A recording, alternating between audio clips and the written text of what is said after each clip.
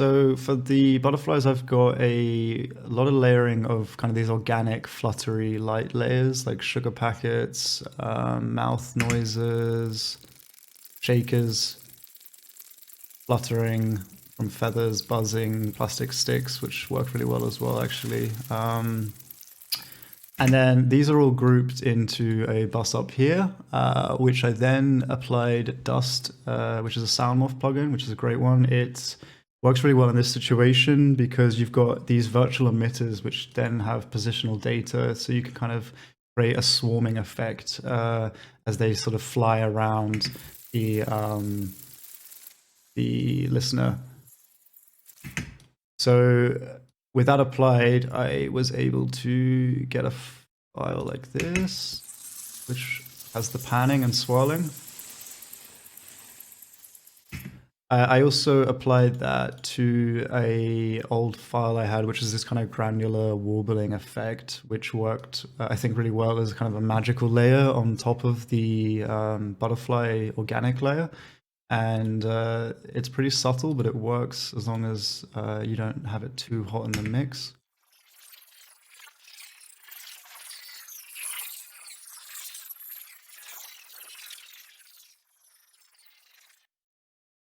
So yeah, that's the general gist of the butterfly. And then, and the last step would be playing with the width. So I've got on the boss here an S1 imager that's being automated to just follow the action as the butterflies kind of spread. The spread as well also, or the width gets wider, and the rotation kind of follows the movement of the butterflies. But yeah, let's move now on to the next sound. Okay, let's just quickly go through then the small creature that's kind of like an insect, I guess, that comes in just after the butterflies. First, we open up with a quick fly-in, which is made of these 3 layers.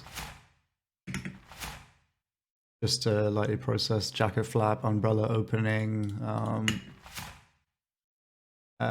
Then we've got the more organic, fluttery layers for the wings itself. This time we're not dealing with a swarm, it's just an individual. So it's much more dry.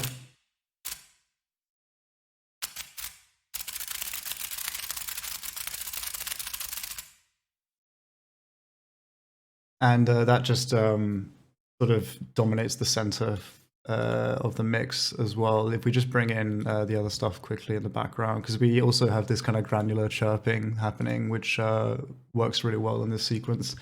Here you go.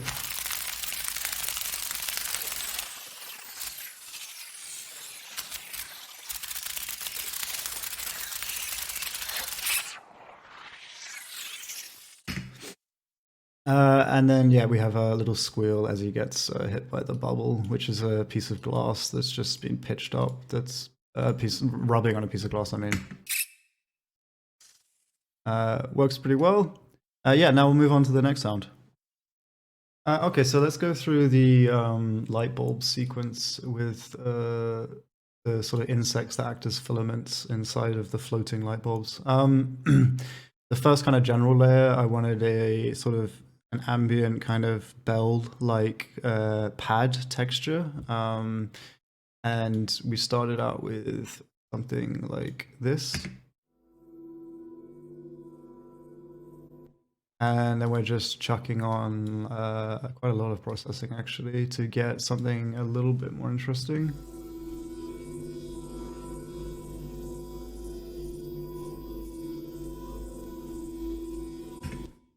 Then the next step was focusing on these kind of light bulbs that pass by the camera, here and here as well. So for that, my first thought was to start with a kind of electrical field humming type sound. So here we are with this, which is just kind of your typical buzzing sound. But if we have a quick look at our processing chain, and I'll just go through these, turn them on one by one for you, because I don't think we have time to go through this too.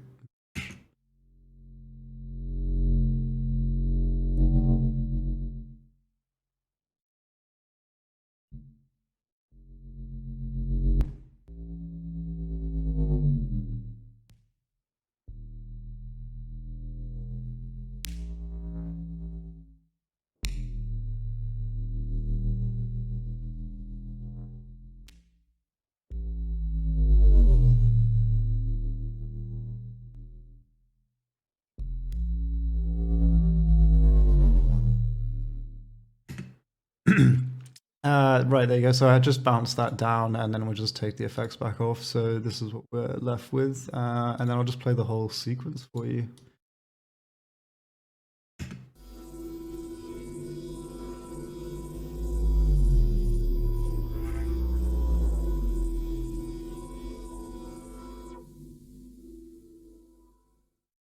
All right, let's look at the bubbles now. So there's the first one where the insect gets trapped in the bubble. That sounds like this.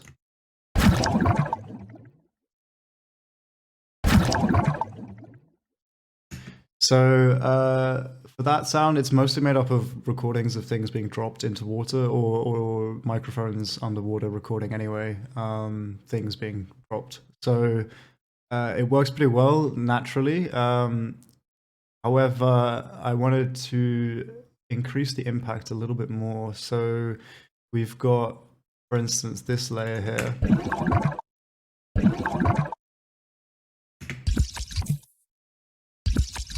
Becomes that. There's a whole chain going on here. I really, really would love to go into it, but I'm really conscious of time.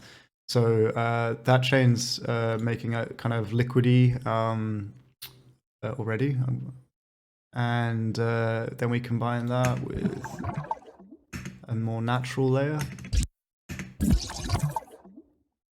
This is like a pop sound. And we've got a plastic pipe blowing into water. And then just a kind of impact at the beginning. And all together.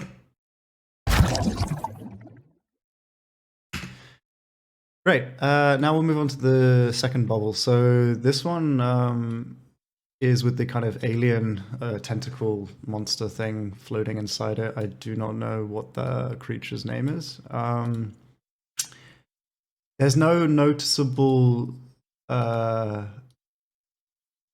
action from the creature. It's sort of just casually floating by.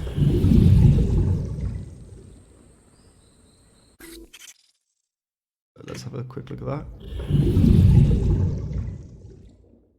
that. Similar, we've got water recordings.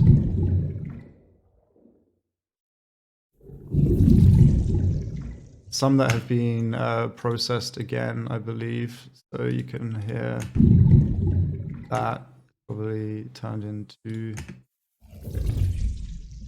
yeah, something like that, which is a lot nicer actually. I think as long as you mix them correctly, I think you can get them to work pretty well. Let's go back to that one. Then we have plastic pipes again. And I think there's a slight... This is my kind of vocalization of the creature, not so much the movement. And all together...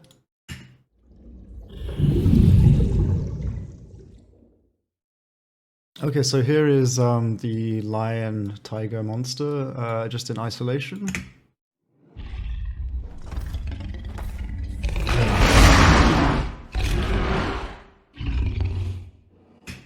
So for this, we've got the kind of, I've grouped Foley and then roars into each into their own bus. So for the Foley,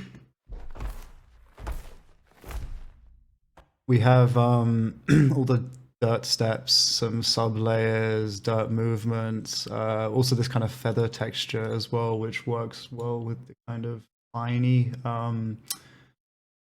fur that he has.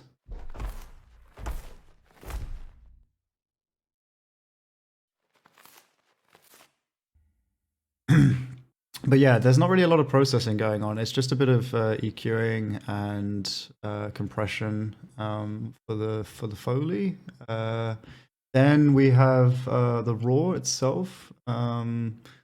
So for this one, I actually had to go through a few different attempts just because when I looked at the clip initially, I really wanted something that matched the kind of inflation of the throat, but it also had this kind of rubbery looking texture to it. So I tried all these different sounds in that kind of vein, but they didn't really fit in the mix, and it came across as kind of comical more than authentic. Even though I had the right sound of what I imagined that effect being, but it just doesn't work with the scene. So to expand on that, we've got a beach ball being inflated. We've got organic or natural recordings of a wildcat. I do actually have didgeridoo recordings, but I think this might be from a sample library. And yeah, let's just go through one by one quickly. That's that sort of high-end airy layer.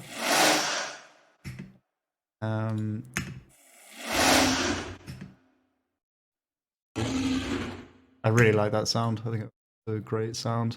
Then we have the main raw, which I think I've rendered it out now, but it is using I think dehumanizer. Yeah, we've got dehumanizer. So actually, let's take these out and isolate this one.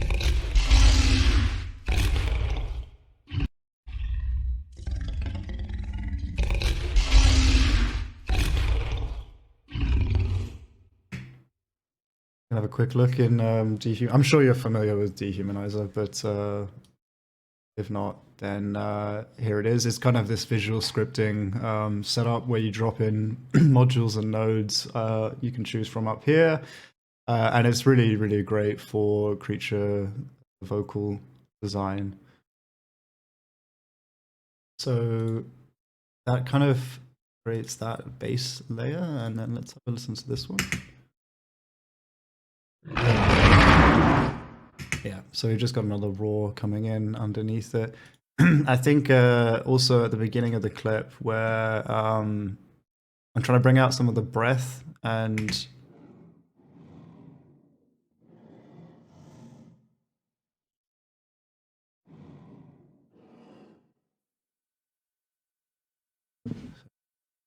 video down.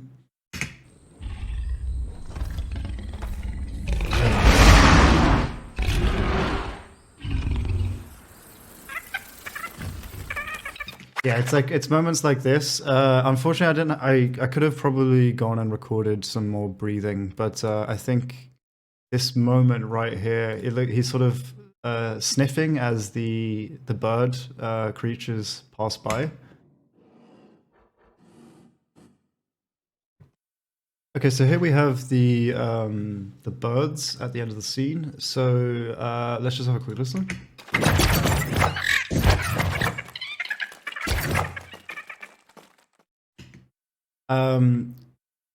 You have the sort of two parts, the magic part and then the Foley.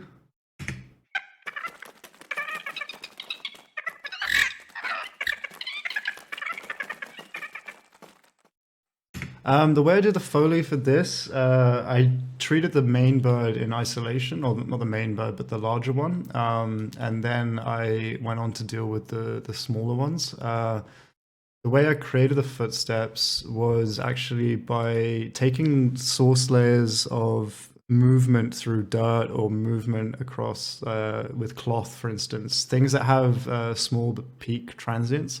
Then I just dynamically split the entire audio file by the transients, which gave me sort of 40 or 50 small individual impacts, which I could then use as the footstep sounds for these creatures. Then what I did once I had my individual layers, so we take a look at this small bird one, for instance. What I did was I threw all the files into a sampler, I think Contact in this case, and then I'm able to actually perform the movement on a MIDI keyboard.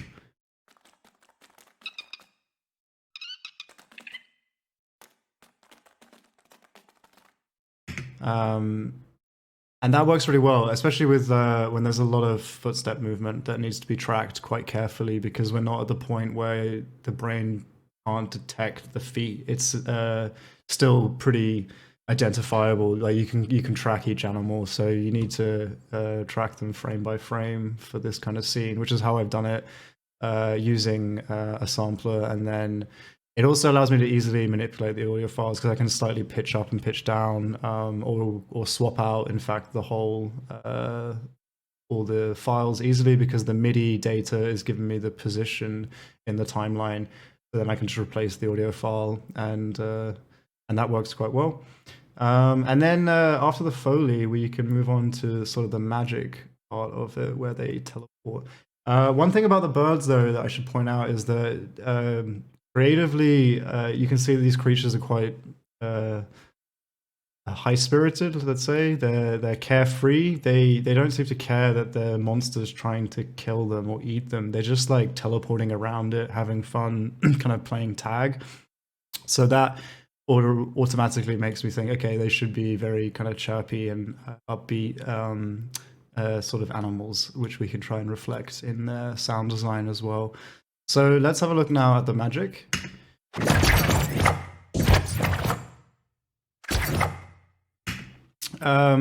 I really like this sound. This is probably one of my favorite sounds in the scene to design. The bass layer is kind of this low-end whoosh. And if I turn off all the FX for a second, it might be quite loud. You can just hear how adding this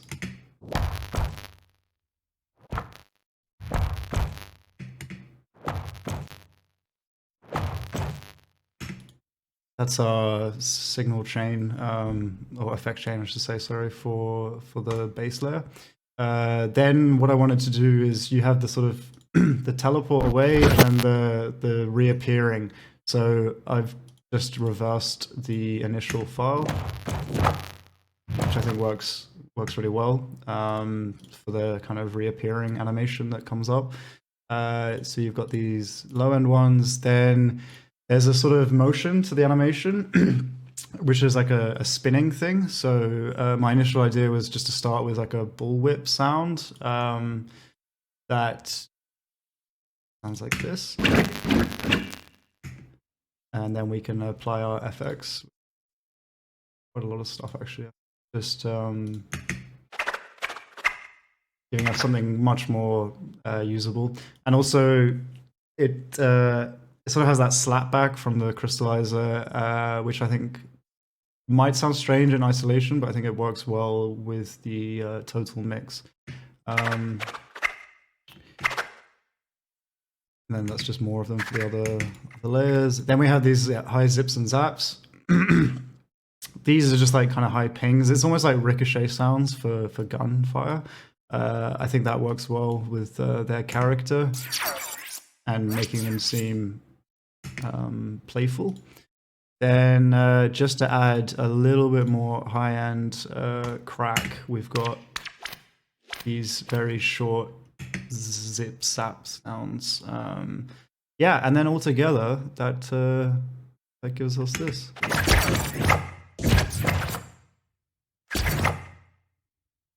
Yeah, and I think that works really well.